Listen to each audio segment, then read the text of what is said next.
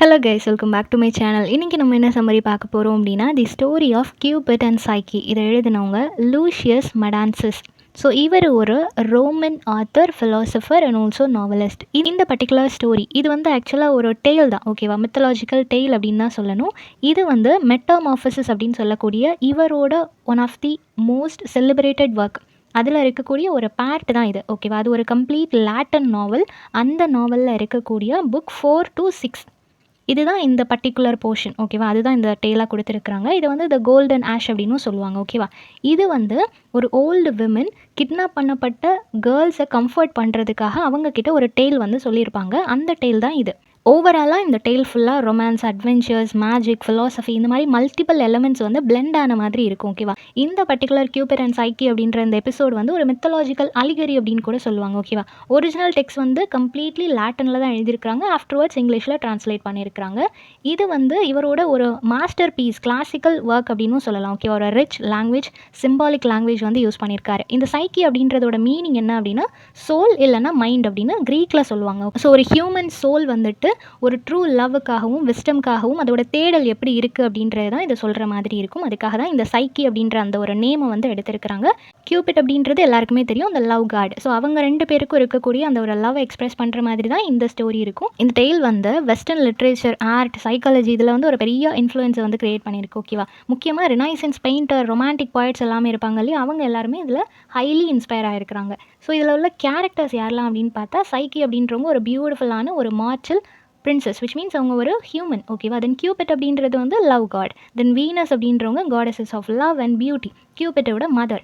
செப்ரஸ் அப்படின்றவங்க வந்து west wind. Then Jupiter அப்படின்றவங்க கிங் ஆஃப் காட், எல்லா காடுக்கும் காட் அவங்க தான். தென் ஜியூஸ் அப்படின்ற ஒரு ஈகிள் கேரக்டர் ஒன்று வரும். தென் ஆரக்கிள் ஆஃப் அப்பல்லோ, அப்பல்லோ அப்படின்றவங்களும் ஒரு டிவைன் ப்ராஃபிட் மாதிரி வருவாங்க, ஓகேவா? ஸோ இவ்வளோ தான் கேரக்டர்ஸ். ஓகே, சம்மரி பார்த்துடலாம்.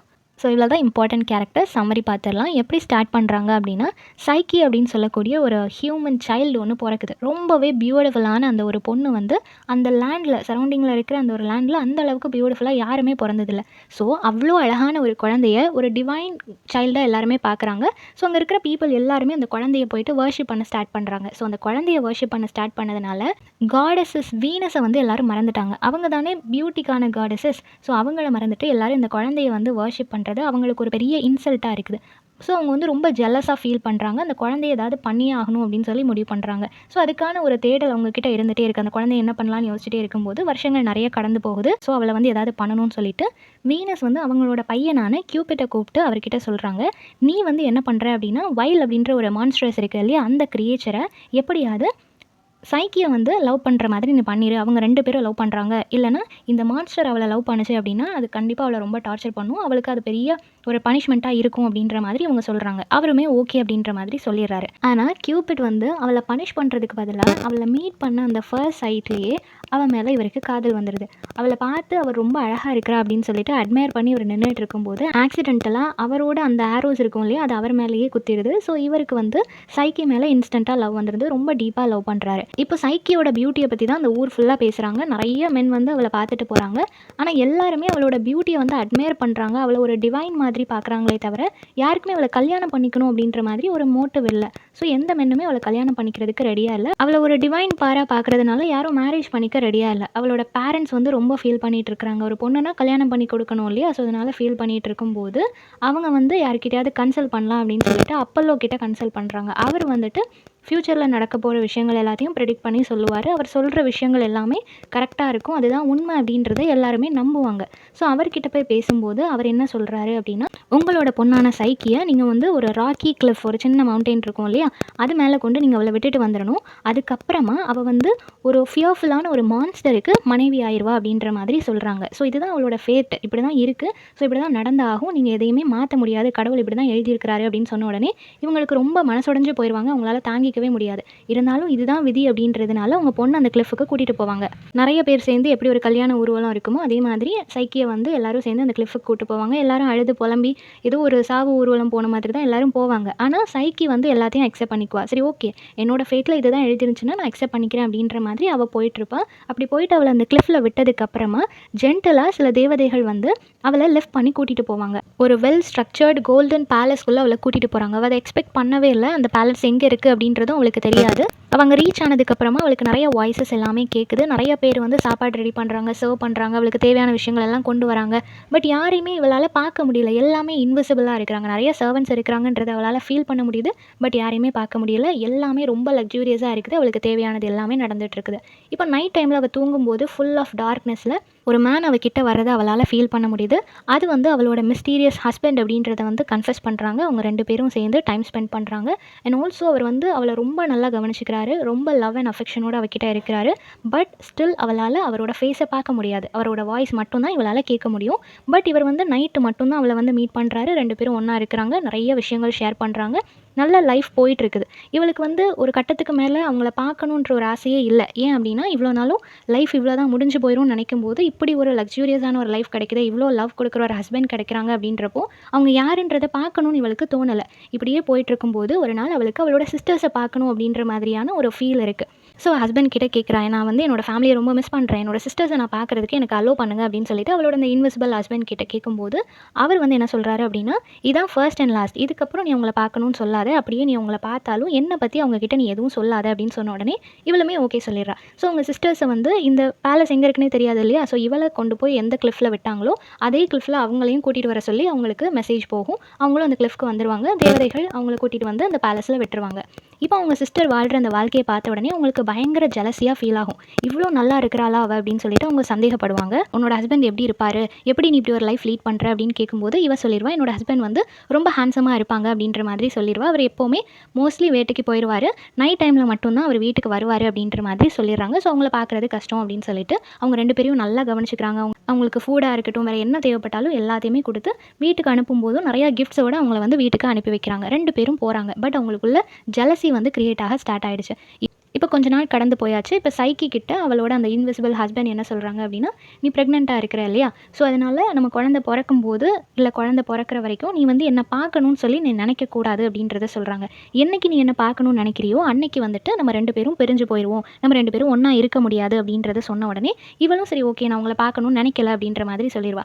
தென் அவள் ப்ரெக்னெண்ட்டாக இருக்கிற விஷயத்த என்னோட சிஸ்டர்ஸ் கிட்ட சொல்லணும்னு எனக்கு ரொம்ப ஆசையாக இருக்குது, அதுக்கு மட்டும் எனக்கு ஹெல்ப் பண்ணுங்க அப்படின்னு சொன்ன உடனே அவருமே சரி ஓகே இதுவே கடைசி முறையாக இருக்கட்டும், இதுக்கப்புறம் கேட்காத அப்படின்ற மாதிரி சொல்லிடுறாரு. அதே மாதிரி அவங்க சிஸ்டர்ஸை வர வைக்கிறாங்க. இந்த டைம் அந்த சிஸ்டர்ஸ் வந்து கன்ஃபெஸ் பண்ணிடுறாங்க. இந்த மாதிரி உனக்கு மேரேஜ் ஆகாத டைமில் நம்ம அப்பா வந்துட்டு அப்பல்லோ கிட்ட பேசினாங்க. அப்போ அவர் என்ன சொன்னாருன்னா, ஒரு மான்ஸ்டர் தான் உன்னோட ஹஸ்பண்ட் அப்படின்றத சொன்னார். ஸோ இப்போ உன்னோட ஹஸ்பண்ட் எப்படி இருக்கிறாருன்றதை தெரிஞ்சுக்கிறதுக்காக தான் நாங்கள் கேட்குறோம் அப்படின்னு சொன்ன உடனே இவ வந்து சொல்லிட்டா, இந்த மாதிரி அவர் இன்விசிபிளாக இருப்பார் எனக்கு தெரியாது அப்படின்னு சொன்ன உடனே இவங்க என்ன சொல்கிறாங்கன்னா, எனக்கு தெரிஞ்சு அது மான்ஸ்டராக தான் இருக்கணும், உனக்கு குழந்தை பிறந்ததுக்கப்புறம் அந்த குழந்தைய கொலை பண்ணிடலாம் அப்படின்னு சொல்லி தான் அது பிளான் பண்ண தான் இருக்கும், அதனால் நீ யாருன்றதை தெரிஞ்சுக்கிறது ரொம்ப அவசியம் அப்படின்னு சொல்லிட்டு அவங்க ஒரு வேளை மான்ஸ்டராக இருந்தால் நீ அவங்கள கொலையும் பண்ணிடு அப்படின்ற மாதிரி இவங்க வந்து இன்சிஸ்ட் பண்ணிவிட்டு அந்த இடத்துல இருந்து கிளம்பி போயிடுவாங்க. இப்போ அவளுக்கு அது மைண்டில் ஓடிட்டே இருக்குது. நைட் டைம் ஆகுது. நைட் டைமில் அவங்க 2 பேரும் தூங்கிட்டு இருக்கும்போது அவர் நல்லா ஆழ்ந்து தூங்கினதுக்கப்புறம் இவ ஒரு ஆயில் லைட் லேம்பை எடுத்துகிட்டு கத்தியையும் கையில் வச்சுட்டு அவரோட ஃபேஸ் கிட்ட கொண்டு போகிற, அவர் யாருன்றதை பார்த்துடணும் அப்படின்னு சொல்லி கிட்ட கொண்டு வரும்போது அவள் அப்படியே ஷாக் ஆகிட்டா. ஏன்னா அதில் படுத்திருந்தது யாருன்னா கியூபிட். ஓகேவா, ரொம்பவே ஹேண்ட்ஸமான அந்த கியூபிட் வந்து இவளோட ஹஸ்பண்ட் அப்படின்னு தெரியும் போது அவளுக்கு ஆச்சரியம் தாங்க முடியல. அண்ட் ஆல்சோ அவள் ரொம்ப சந்தோஷப்படுறா. அப்படி அவள் சந்தோஷத்தில் மெய்மறந்து பார்த்துட்டு இருக்கும்போது ஆக்சிடென்டலி அதிலிருந்து சூடான ஆயில் வந்து அவரோட தோல் பட்டையில் பட்டுருது. ஸோ அவர் வந்து வலி தாங்க முடியாமல் எழுந்துடுறாரு. எழுந்து பார்க்கும்போது இவளோட கையில் கத்தி இருக்கிறத பார்த்த உடனே அவருக்கு பயங்கர டிசப்பாயின்மெண்ட். நான் சொன்னதையும் மீறி நீ என்னோட ஃபேஸை பார்த்துட்டேன், அது மட்டும் இல்லாமல் நீ என்னை கொலை பண்ணுறதுக்கும் ரெடி ஆகிட்டல அப்படின்னு சொல்லிட்டு அவர் கோவப்பட்டுட்டு அந்த இடத்துல இருந்து விலகி போயிடுறாரு. இதுக்கப்புறம் நம்ம 2 பேரும் ஒன்றா இருக்க முடியாது அப்படின்றத சொல்லிடுறாரு. இப்போ இவளுக்கு வந்து இது ரொம்ப கஷ்டமாக இருக்குது. இப்போ அவள் கம்ப்ளீட்லி மனசுடைஞ்சு போயிட்டா. நம்மளால தானே இப்படி ஆயிடுச்சு, நம்மளோட ஹஸ்பண்டை இழந்துட்டோமே அப்படின்னு சொல்லி ஃபீல் பண்ணிட்டு இருக்கிறா. ஸோ அவளோட அந்த ஜேர்னி வந்து ரொம்ப பெயின்ஃபுல்லான ஜேர்னியாக அதுக்கப்புறம் மாறுது. ஏன்னா அவளோட அந்த ஹஸ்பண்டான கியூபிட்டை தேடி ஒவ்வொரு கோவிலாக அலையிறா.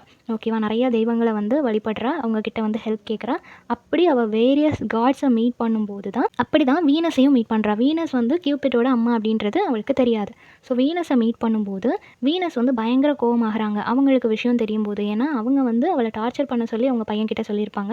பட் அவர் வந்து சீக்கிரட்டாக கல்யாணம் பண்ணிட்டாரா அப்படின்னு சொல்லிட்டு அவங்களுக்கு அவ்வளோ கோவம் வரும். ஸோ அதனால் அவளை பனிஷ் பண்ணணும் அப்படின்றதுக்காக அங்கேருந்து நிறைய மான்ஸ்டர்ஸ் மாதிரியான கிரியேச்சர்ஸ் எல்லாம் வர சொல்லி அவளை ரொம்ப போட்டு டார்ச்சர் பண்ணுவாங்க. தென் அவளுக்கு வந்து சில டாஸ்க் எல்லாம் கொடுக்கணும் அப்படின்னு சொல்லிட்டு என்ன பண்ணுவாங்க அப்படின்னா, ஒரு ஹியூஜ் கிரெயின்ஸ் அண்ட் சீட்ஸ் இருக்கக்கூடிய ஒரு பார்ட், இப்போ அரிசி பருப்பு அந்த மாதிரி சின்ன சின்ன தானியங்கள் இருக்கும் இல்லையா, அது எல்லாத்தையும் மொத்தமாக போட்ட மாதிரி ஒரு ஹியூஜ் சைஸ் ஆஃப் கண்டெய்னரில் அதை கொண்டு வருவாங்க. அதிலேருந்து இது எல்லாத்தையும் தனித்தனியாக நீ பிரித்து எடுக்கணும் அப்படின்ற மாதிரி சொல்லுவாங்க. இது எவ்வளோ கஷ்டமான ஒரு ஒர்க் இல்லையா? ஸோ இதை எப்படி பண்ண போகிறோம் அப்படின்னு சொல்லி அவள் பயந்துட்டு அழுதுட்டு இருக்கும்போது குரூப் ஆஃப் ஆண்ட்ஸ் வந்து அவளை சுற்றி வருது. அவளை பார்த்த உடனே அவளோட அந்த பிட்டியர்ஸ் ஃபேஸை பார்த்த உடனே நான் உங்களுக்கு ஹெல்ப் பண்ணுறேன், இது எல்லாத்தையும் செப்பரேட் பண்ணுறதுக்கு என்னோட டீம் வந்து உனக்கு ஹெல்ப் பண்ணும் அப்படின்னு சொல்லிட்டு நிறைய ஆண்ட்ஸ் எல்லாமே சேர்த்து அவளுக்கு ஹெல்ப் பண்ணி அதை வந்து செப்பரேட் பண்ணி கொடுத்துருது.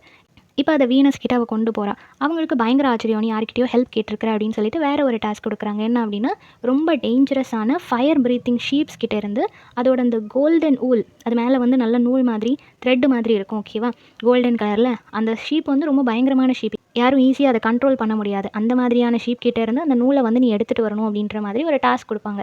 இவளுக்கு தெரிஞ்சு போச்சு நம்மளால் பண்ண முடியாது, நம்ம இறந்து போயிடலாம் அப்படின்னு சொல்லிட்டு ஒரு ரிவரில் போயிட்டு அவள் விழலான்னு போகும்போது அந்த ரிவர் கார்டு வந்து இவளுக்கு அட்வைஸ் பண்ணுது, எதுக்கும் பயப்படாத, ஒன்றும் பிரச்சனை இல்லை, நான் உனக்கு ஹெல்ப் பண்ணுறேன் அப்படின்னு சொல்லிட்டு. அந்த ஷீப் எல்லாமே இந்த புஷ்ஷஸ் பக்கத்தில் வரும்போது அதோட அந்த ஸ்கின் வந்து அந்த புஷ்ஷஸில் டச் ஆகும். அந்த ஒரு தான்ஸ் குத்தி அது மேலே இருக்கிற அந்த நூல் எல்லாமே பிரிஞ்சு அந்த புஷ்ஷஸ்லேயே ஒட்டிகிட்டு இருக்கும். நீ அதை கலெக்ட் பண்ணிட்டு போய் வீனஸ் கிட்ட கொடுன்னு சொன்ன உடனே இவளும் ரொம்ப சந்தோஷமாக அதை கலெக்ட் பண்ணிட்டு போய் கொடுப்பா. இப்போ வீனஸ் வந்து இதை பண்ணிட்டாலே அப்படின்னு சொல்லிட்டு இன்னொரு டாஸ்க் கொடுப்பாங்க. என்ன அப்படின்னா, ஃபெச் ஐசி வாட்டர். ஒரு பயங்கரமான ஒரு ரிவர், ஓகேவா, அந்த ரிவரை வந்து ட்ராகன்ஸ் தான் அதை பாதுகாத்துட்ருக்கும். அந்த மாதிரியான ஒரு ரிவர்லேருந்து நீ வந்து வாட்டர் எடுத்துகிட்டு வரணும் அப்படின்ற மாதிரியான ஒரு டாஸ்க் கொடுப்பாங்க. அந்த ரிவரை வந்து அவ்வளோ ஈஸியாக யாராலையும் க்ராஸ் பண்ண முடியாது, அங்கேருந்து எடுத்துகிட்டு வர முடியாது, அது ரொம்ப ஹைட்டில் வேறு இருக்குது. ஸோ அப்படிப்பட்ட இடத்துலேருந்து நான் எப்படி எடுத்துகிட்டு வருவேன் அப்படின்னு சொல்லிட்டு இவள் பயந்து அழுதுட்டு இருக்கும்போது ஒரு ஈகிள் வந்து அவளுக்காக இறக்கப்பட்டு அவகிட்ட, நான் உனக்காக அந்த வாட்டரை எடுத்துகிட்டு வரேன் அப்படின்னு சொல்லிட்டு ஒரு கிறிஸ்டல் வெஷலில் வந்து அந்த வாட்டரை கலெக்ட் பண்ணிட்டு கொண்டு வந்து இவகிட்ட கொடுக்குது. இவ ரொம்ப சந்தோஷமாக அதை கொண்டு போய் வீனஸ் கிட்ட கொடுக்குறா. அப்போவும் வீனஸ் என்ன சொல்கிறாங்க அப்படின்னா, இன்னும் ஒரு டாஸ்க் இருக்குது, அதையும் நீ முடிச்சிட்ட அப்படின்னா நான் உன்னை மன்னிக்கிறேன் அப்படின்னு சொல்லிட்டு அண்டர் வேர்ல்டுக்கு போயிட்டு அங்கே வந்து ஒரு பியூட்டி லிக்விட் மாதிரி ஒரு ஐட்டம் வந்து அங்கே வச்சுருப்பாங்க. அங்கேயும் நிறையா கார்ட்ஸ் எல்லாமே இருப்பாங்க. அதை தாண்டி போய் நீ அந்த லிக்விடை வந்து எனக்காக எடுத்துகிட்டு வரணும் அப்படின்னு சொன்ன உடனே இவளுக்கு அப்பவும் ரொம்ப பயமாக இருக்குது. அண்டர் வேர்ல்டுக்கு எப்படி போக முடியும், நம்ம இறந்தால் மட்டும்தான் போக முடியும், ஸோ நம்ம இறந்தே போயிடலாம், இதுக்கப்புறம் நம்மளால் கியூபிடோட சேர்ந்து வாழ முடியாது அப்படின்னு சொல்லிட்டு அவள் ரொம்ப கவலைப்பட்டு இருக்கும்போது ஒரு டிவைன் வாய்ஸ் அவளுக்கு கேட்குது. அந்த வாய்ஸ் வந்து இவளை கைட் பண்ணுது. என்ன அப்படின்னா, நீ வந்து ஒரு போட் ஒன்று ரெடி பண்ணிக்கோ, நான் வந்து உனக்கு கைட் பண்ணுறேன், அந்த பாத்தில் நீ போ. அங்கே போனதுக்கப்புறம் 3 ஹெட் இருக்கக்கூடிய ஒரு டாக் வந்து அந்த கேட்டோட எட்ஜஸில் நிற்கும். அந்த டாக் வந்து நீ வந்து கேக் பீசஸ் போட்டேன்னா அது ஒன்று அலோவ் பண்ணிடும். ஸோ அந்த கேக் பீசஸை போட்டுட்டு உள்ளே போய் நீ அந்த லிக்விடை வாங்கிட்டு வெளியே வந்துடலாம் அப்படின்ற மாதிரி அவங்க கைட் பண்ணுவாங்க. அவங்க சொன்ன மாதிரியே எல்லாத்தையுமே முடிச்சிருவா.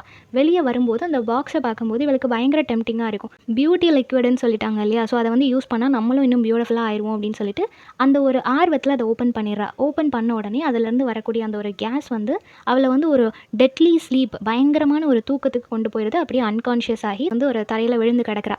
இப்போது கியூபிட் வந்து அவருக்கு அவளோட ஞாபகங்கள் அதிகமாக இருக்குது. அவருக்கு தெரியும் இவ வந்து இன்னசென்ட் அப்படின்றது தெரியும். ஸோ அவளை வந்து நினச்சிட்டே இருக்கிறாரு. அவளை தேடி போகலாம் அப்படின்ற மாதிரி முடிவு பண்ணுறாரு. அப்படி தேடி போகும்போது அவள் இங்கே ஃபெயிண்ட் ஆகி கிடக்கிறத பார்க்குறாரு. ஸோ அவளை வந்து மறுபடியும் குணமாக்கணும் அப்படின்றதுக்காக ஜென்டலாக அவளுக்கு ஒரு கிஸ் பண்ணுறாரு. ஸோ அவளை வந்து மன்னிச்சிட்டாரு. 2 பேரும் இப்போ ஒன்றாகிடுறாங்க. ஸோ அவளை வந்து கம்ப்ளீட்டாக க்யூர் பண்ணதுக்கப்புறமா 2 பேரும் ஒன்றா சேர்ந்து வாழணும்னு நினைக்கிறாங்க. ஸோ ஜூபிட்டரை அப்ரோச் பண்ணுறாங்க. அவர்கிட்ட கேட்குறாங்க, எங்கள் 2 பேரையும் நீங்கள் ஒன்றா சேர்த்து வைங்க அப்படின்னு சொல்லி கேட்ட உடனே ஜூபிட்டர் வந்து அக்செப்ட் பண்ணிக்கிறாரு. ஆனால் அவர் என்ன சொல்கிறாருன்னா, கியூபிட் வந்து ஒரு இம்மார்ட்டலான ஒரு ஸ்பிரிட், ஆனால் சைக் வந்து ஒரு ஹியூமன் இல்லையா, ஸோ அவளும் நம்மளை மாதிரி இம்மார்ட்டல் ஆகணும் அப்படின்னா அம்ப்ரோஷியா அப்படின்ற ஒரு விஷயத்தை அவள் குடிக்கணும். அது குடிச்சிட்டா அப்படின்னா அவளுமே இம்மார்ட்டல் ஆயிடுவா அப்படின்னு சொல்லிட்டு அவளுக்கும் அதை கொடுக்குறாங்க. ஸோ அவளுமே இப்போ இம்மார்ட்டல் ஆனதுக்கப்புறம் வீனஸும் அக்செப்ட் பண்ணிக்கிறா. சரி, ஓகே, நமக்காக இவ்வளோ டாஸ்க் பண்ணால் நம்ம பையனுக்காக இவ்வளோ தூரம் தேடி அலைஞ்சிருக்காளே அப்படின்னு சொல்லி இவங்களும் அக்செப்ட் பண்ணிக்குவாங்க. ரொம்ப கிராண்டாக அவங்களோட வெட்டிங் வந்து ஒலிம்பஸில் நடக்குது. எல்லா காடுமே அந்த மேரேஜ் அட்டென்ட் பண்ணுறாங்க. கியூபிட் அண்ட் ஆல்சோ சைக்கி 2 பேருக்குமே ரொம்பவே பியூட்டிஃபுல்லாக மேரேஜ் நடக்குது. அஃபீஷியலாக அவங்க ஹஸ்பண்ட் அண்ட் ஒய்ஃபாக மாறிட்டாங்க. ஸ்டோரி வந்து முடியும் போது அவங்களுக்கு ஒரு குழந்தை பிறக்குது. அந்த குழந்தைக்கு வந்து வால்டர்ஸ் அப்படின்னு பேர் வைக்கிறாங்க, which means delight or pleasure அப்படின்ற ஒரு மீனிங், ஓகேவா. ஸோ அவங்களோட அந்த எட்டர்னல் யூனியன் ஆஃப் லவ் அதை வந்து சிம்பலைஸ் பண்ணுற விதமாக அந்த குழந்தைக்கு அப்படி ஒரு பேர் வைக்கிறாங்க. ஸோ இந்த சம்மரி எல்லாருக்கும் புரிஞ்சிருக்கும்னு நினைக்கிறேன். நெக்ஸ்ட் என்ன டாப்பிக்கில் வீடியோ போடலான்னு சொல்லி கமெண்ட் பண்ணுங்கள். தேங்க்யூ ஃபார் வாட்சிங்.